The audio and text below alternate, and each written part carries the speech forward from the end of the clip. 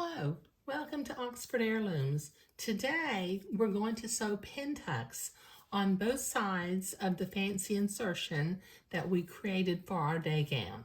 Now I've done a little bit of preliminary work, so let me kind of go through what I've done preliminarily.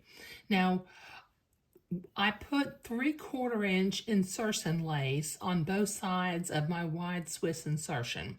So what I want to have before I sew the first pin tuck, I want to have a 3/4 inch space that mimics the space between the wide insertion and the entredot and then the beginning of the first pin tuck. Okay, so with my friction erasable pen and my ruler, I simply made a mark 3/4 of an inch away from the entredot near the top and near the bottom and used my long ruler and drew a line. I did that on both sides. The other thing I had to do when I make pin tucks, I use a twin needle in my machine. Now I'm going to put a link below to the twin needle that I use because they come in sizes.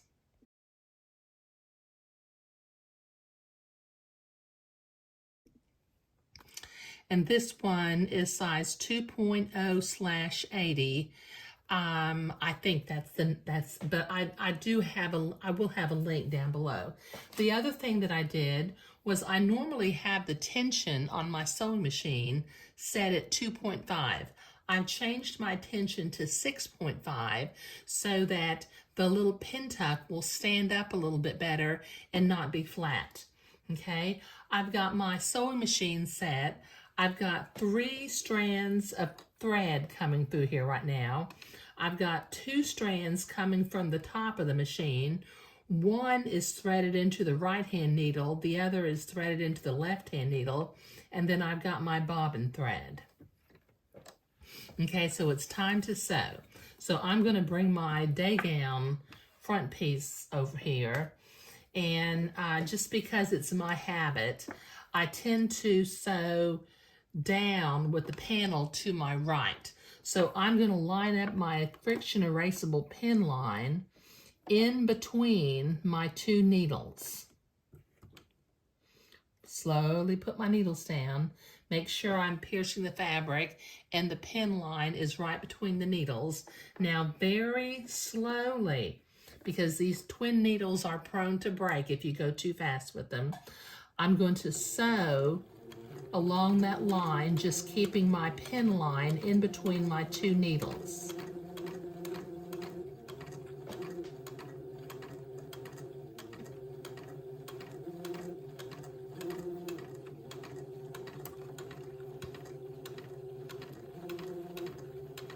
Okay, this will take me a minute.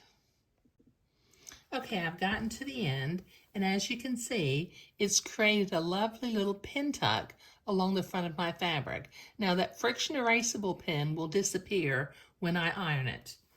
Okay, now what I'm going to do is I'm going to come back in and I'm going to set my presser foot right next to my first pin tuck.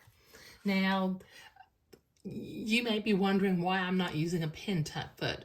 Well, I have one, but I have struggled with using it through the years. And to be real honest, you're set with the widths on the bottom side of the pin tuck. And I want my pin tucks to have a 1/4 inch in between them. And my sewing machine foot is made to where when the needle is in the center, I have a 1/4 inch seam allowance if I follow along the edge of the sewing machine foot. So I'm just going to very slowly sew, keeping my first pin tuck right next to my sewing machine foot. This may be a different way of creating pin tucks, but it works. Now this will take me a minute to do because I don't go very fast because I always worry about breaking the needles.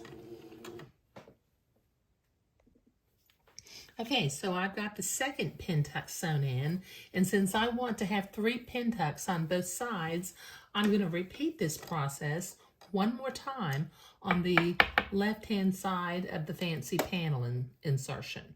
So I'm going to come back up to the top. line up my second pin tuck with my presser foot and start sewing slowly.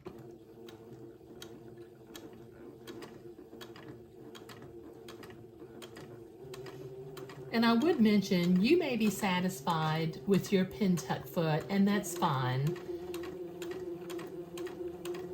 And this is not necessarily the wrong way to do this, it's just a different way of doing it. Okay, so this will take me a little minute to get to the end. Okay, so I've got my 3 pin tucks on the left-hand side of the panel. I'm going to repeat this process on the other side. Since I like to have the panel off to the right, I'm just going to start at the bottom this time. And I'm going to follow my friction pin line for my first pin tuck. Just follow the line. Make sure the line is going in between the twin needles. And then later on, when I go and iron my pin tucks towards the sides of the garment, that friction erasable pin will disappear. Okay, this will take me a minute to do. Okay, so I've got 3 pin tucks sewn on one side and 3 pin tucks sewn on the other side. The next thing I need to do, I need to go and iron my pin tucks toward the outside of the garment. So I'll be at the ironing board for a minute. All right, so I've been to the ironing board. I've ironed the pin tucks on the left toward the left sleeve. I've ironed the pin tucks on the right toward the right sleeve. Now, I will mention, I'm not sure I said it, but as I was doing pin tucks, I switched from my beige thread to my white thread. So I did not do the pin tucks with the beige ecru thread. I did that in white. Okay, and I think it is turning out just lovely. Okay, I really like the white in the center, the subtle change to ecru champagne with the lace, and then back to white with some more detail. I think that looks really pretty. Now in the next video, we're going to be setting in the raglan sleeve using some entredeux. So there's a couple of things that I need to do ahead of time. I need to set my machine tension back to 2.5 so I won't forget.